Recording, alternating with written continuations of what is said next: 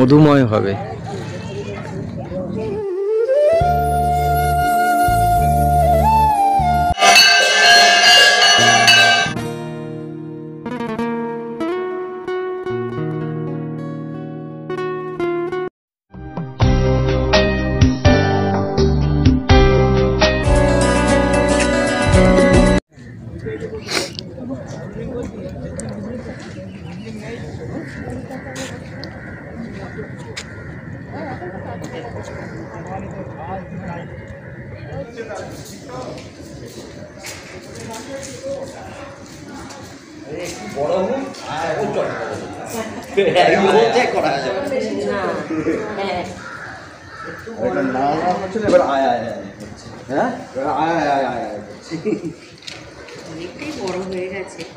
বালক ব্রহ্মচারী আশ্রম।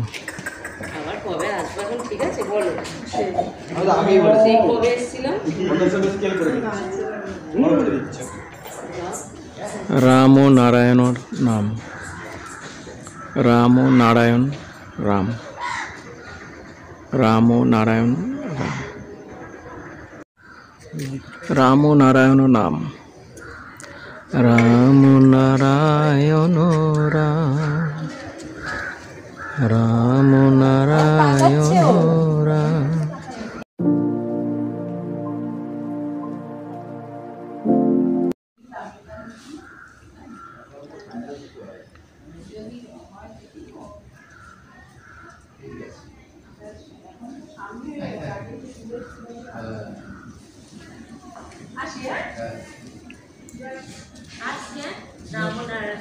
আসল নাম, আগের নাম কি ছিল?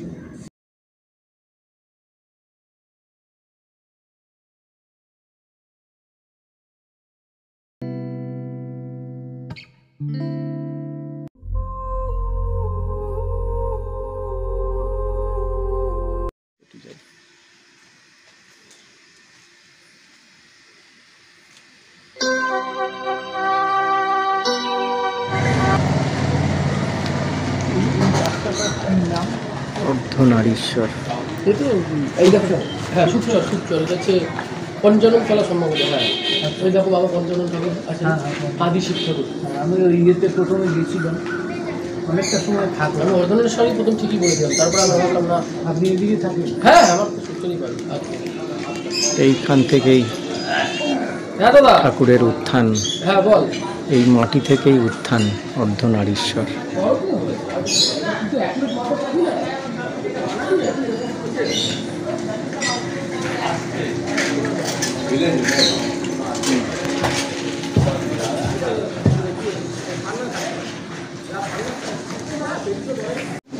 বাবা পঞ্চানন।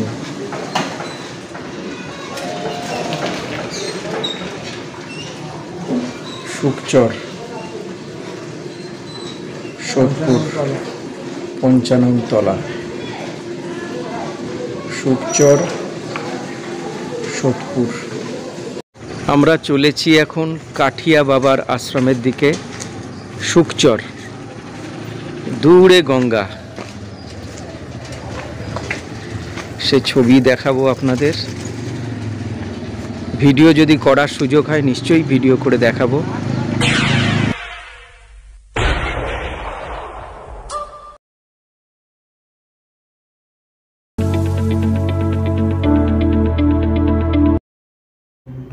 কাঠিয়া বাবার আশ্রমের বিভিন্ন ছবি আপনাদের দেখানোর চেষ্টা করছি। দেখুন সেই সব ছবি, বিভিন্ন ছবি।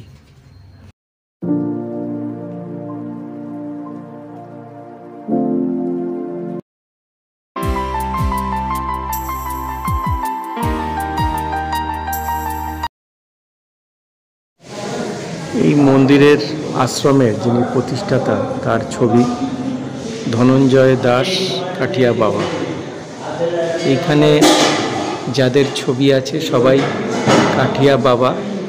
কাঠি ধারণ করেছিলেন বলেই তাদের নামকরণ হয়েছে কাঠিয়া বাবা। দাস অর্থে ভগবানের দাস।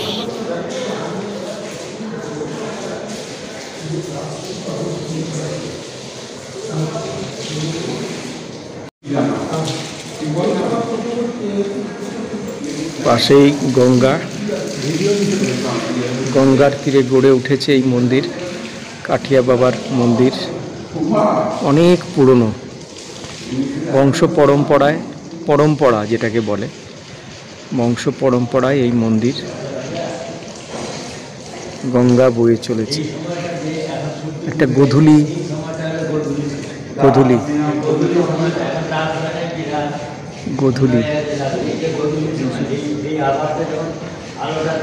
আমরা দোতলায় আছি, নিচের অংশটা উপর থেকে নিচের অংশ তুলে দিচ্ছি, দেখুন আপনারা। একটা গোধূলি লগ্নে আমরা উপনীত হয়েছি এই মন্দিরে, কাঠিয়া বাবার মন্দিরে, গঙ্গা। ধনঞ্জয় দাস কাঠিয়া বাবা এই মন্দির, এই আশ্রমের প্রতিষ্ঠাতা, তার শিষ্য।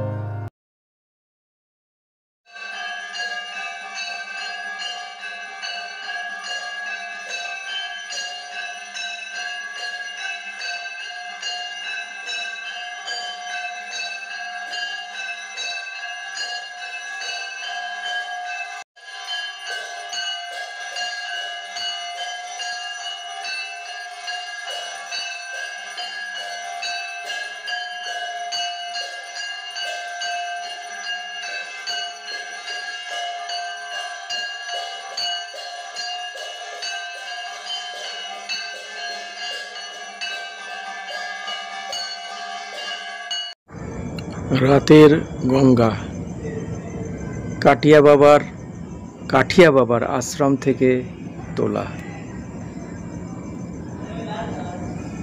এখন তো রাত, বুঝতেই পাচ্ছেন, অন্ধকার চারপাশ, তাই রাতের একটা সৌন্দর্য, কাঠিয়া বাবার আশ্রমের একটা রাতের ছবি তুলে রাখলাম, একটা ভিডিও তুললাম।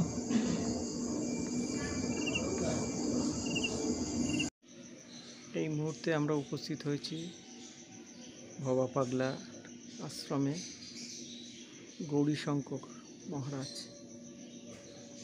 গৌরীশঙ্কর।